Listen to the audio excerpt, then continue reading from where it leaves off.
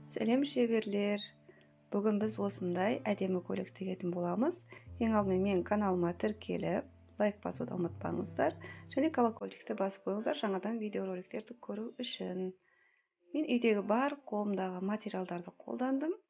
Ал лекалы ретінде дайын лекаланы алып, сол бойынша өлшеп пішіп алдым.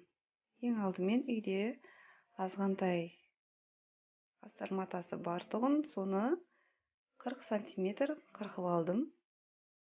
Оның үстінен фатин тегетін боламын. Фатинді 5 сантиметр, 4 сантиметр өз қалаларыңыз бойынша модаларыңызға қарай пішіп алсаңыздар болады.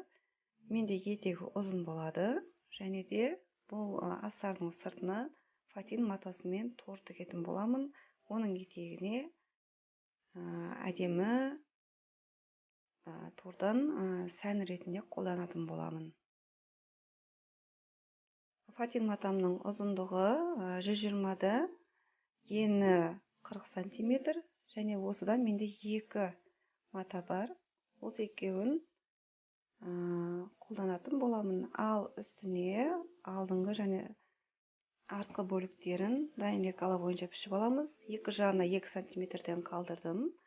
Ал қалған бөліктеріне мойын ойындысы мен қолтық ойындысына 1,5 сантиметр тігіске қалдырдым. 2 қабаттан тұрады, беті тор болады да, ал екінші қабаты кәдімгі ақ мата. Оның бірінші жағасын тігіп алып, осылай шеттерін тігіп алған жерімізді қиып алу керек. Мойын ойындысын бұл бізге 2 матаны бір-бірін оң жағына аударған кезімізде мойын ойындысы әдемі бұралып тұру үшін керек. Міне осылай болады.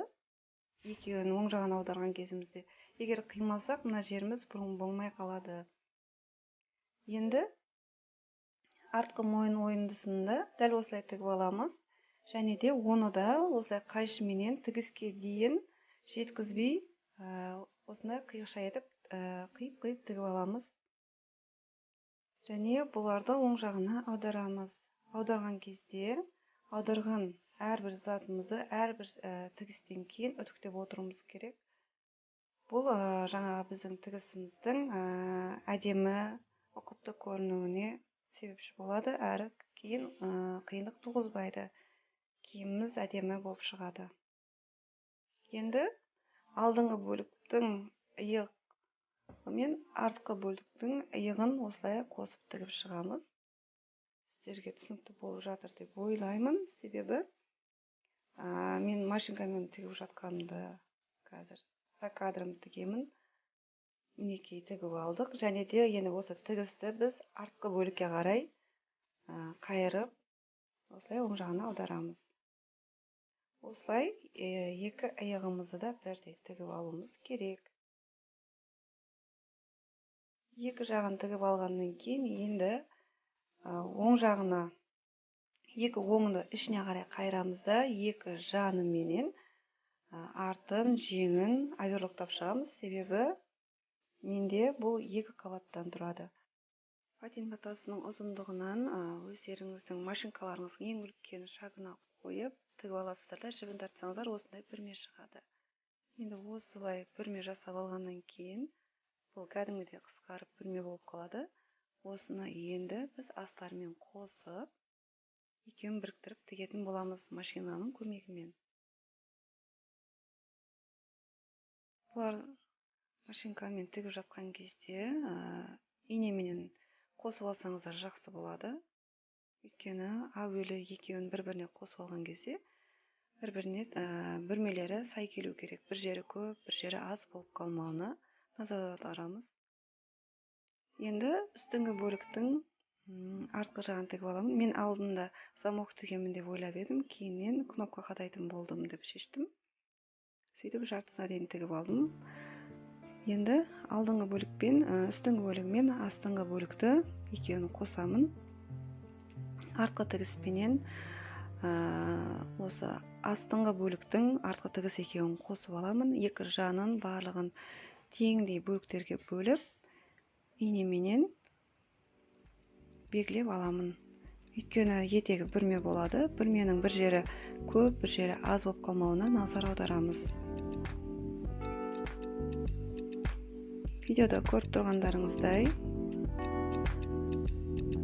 екі оң жағын бір-біріне беттестіріп, осылай тігістерін бір-біріне жақындатамыз.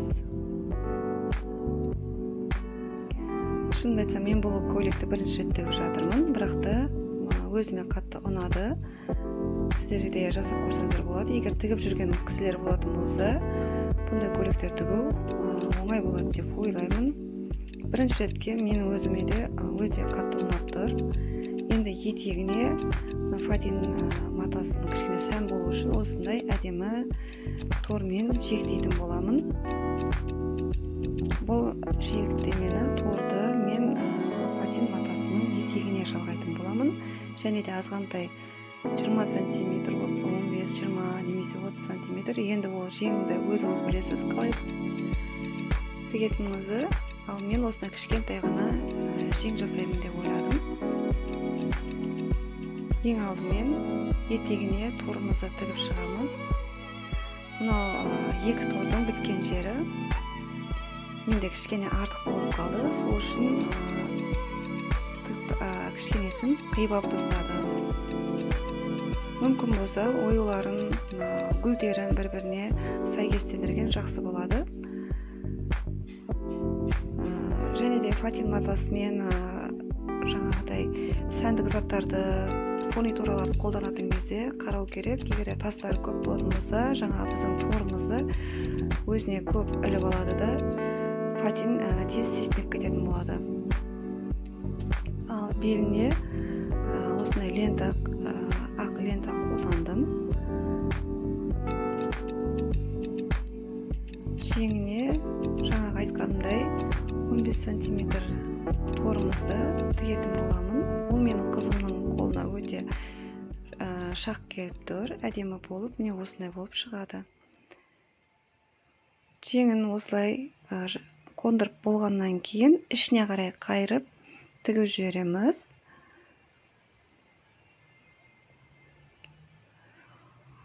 нөл бес сантиметрмен қайырып тіксеңіздер болады. Арқасына жаңа жоғарыда айтқанымдай замок емес, кнопка қадайтын болдым. Әркім өздеріңіздің модаларыңызға қарай көрсеңіздер болады. Менің енді көйлегім дайын, қызым алтын көз балына толықтай дайын деп айтсам да болады. Егер де видеоролик ұнаса, лайк басып, каналыма тіркелуді ұмытпаңыздар. Сұрақтарыңыз болса, комментарийға қойсаңыздар болады. Келесі